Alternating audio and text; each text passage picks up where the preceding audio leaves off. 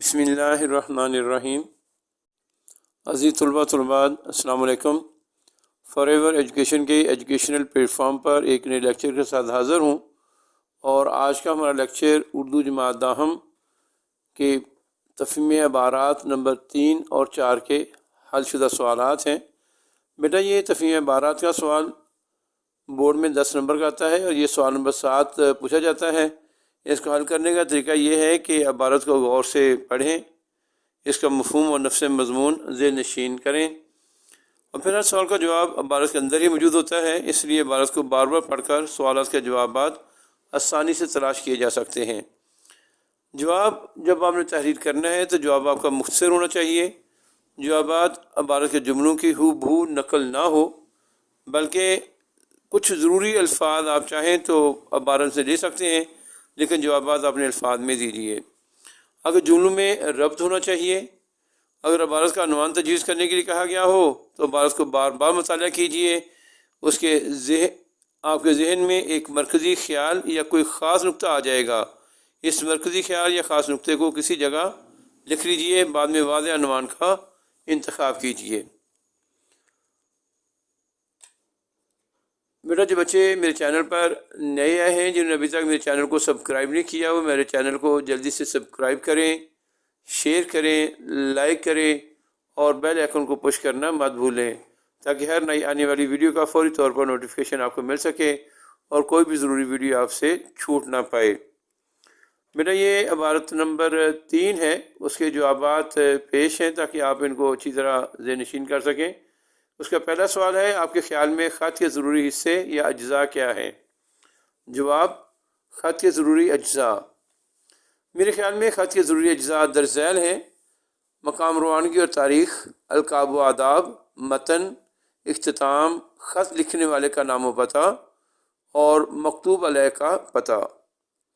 सवाल नंबर 2, आपने गालिब के ख़त पढ़े हैं, उनकी ज़बान कैसी है? जवाब, गालिब के खतूत की ज़बान। मिर्ज़ा गालिब के खतूत की ज़बान आसान फ़हम और फितरी है। इसे जदीद उर्दू की बुनियाद कहना चाहिए। सवाल नंबर 3, हमद हसन कादरी ने गालिब की मकतूब नगारी की जो खसूसियत बताई है, उसका खुलासा लिखिए। जवाब, मकतूब नगारी की खसूसियत। हमद हसन कादरी ने मिर्ज़ा गालिब की मकतूब नगारी की खसूसियत ये बताई है कि वो ख़त लिखते वक्त ऐसा अंदाज़ अपनाते गोया दो अफराद रूबरू बैठे गुफ्तगू कर रहे हों। उन्होंने ख़त के अंदर मकालाती अंदाज को दाखिल करके खूबसूरत अंदाज अता किया और ख़त को रोज़मर्रा की चीज़ बना दिया। सवाल नंबर 4, कदीम दस्तूर मकतूब नगारी क्या था? जवाब, कदीम दस्तूर मकतूब नगारी। कदीम दस्तूर मकतूब नगारी में अलक़ाबात नहायत तवील और मुश्किल ज़बान में इस्तेमाल होते थे। अपना अदबी दबदबा कायम करने के लिए ख़ास तर्ज सलूक को अपनाया जाता था। सवाल नंबर 5, ख़त क्यों लिखा जाता है? जवाब, ख़त एक दूसरे के हालात से आगाही के लिए ख़त लिखा जाता है, इसलिए इसे निस्फ़ मुलाकात भी कहा जाता है। तफ़हीम इबारत नंबर 4, उसके जवाबात हैं। सवाल नंबर 1, सिराजुद्दौला और टीपू शहीद के बारे में एक मुख्तसर पैराग्राफ लिखिए। जवाब, सिराजुद्दौला और टीपू सुल्तान।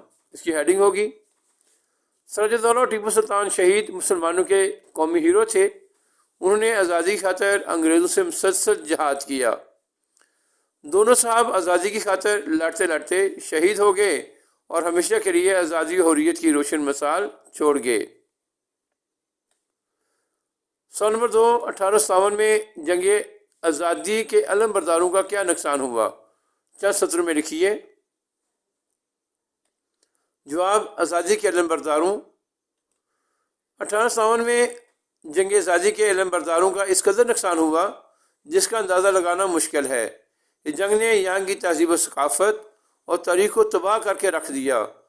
लोग तबाह बर्बाद हो गए और मुल्क का नक्शा ही बदल गया। हर तरफ अफरा तफरी और बदअमनी का दौर दौरा था। सवाल नंबर 3, अल्लामा इकबाल मरहूम के ख्वाब से क्या मुराद है? जवाब, अल्लामा इकबाल का ख्वाब। अल्लामा इकबाल रहमतुल्लाह अलैह ने 1930 में इलाहाबाद में मुस्लिम लीग के सालाना अजलास से खिताब करते हुए कहा था कि मुस्लिम आबादी वाले इलाकों को यकजा करके ایک مسلم ریاست قائم کی جائے۔ یہی ان کا خواب تھا جو 14 اگست 1947 کو پاکستان کی صورت میں پورا ہوا۔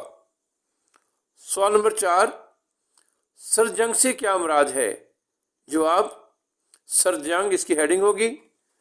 سرد جنگ سے مراد وہ جنگ ہے جو اسلحہ کے بغیر زبان اور قلم یا سفارتی موضوع پر لڑی جاتی ہے، گویا یہ پروپیگنڈے کی جنگ ہے۔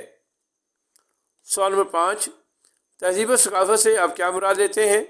جواب، تہذیب و ثقافت کسی بھی خطے یا ملک کے لوگوں کے رہن سہن، رسم و رواج اور عقائد کو تہذیب و ثقافت کا نام دیا جاتا ہے۔ تہذیب و ثقافت کسی بھی ملک کے لوگوں کی زندگی کی آئینہ دار ہوتی ہے۔